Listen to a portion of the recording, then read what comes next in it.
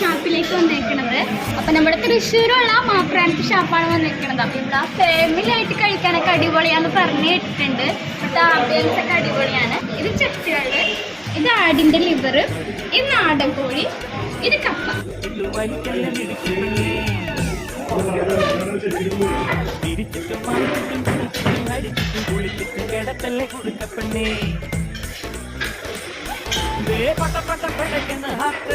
നീ വണങ്ങിയാലുടനെ കത്തിക്കയറുന്ന കടക്കുന്ന പോക്ക് മത്ത് പിടിച്ചിട്ട് കറങ്ങുന്നു വാക്ക്.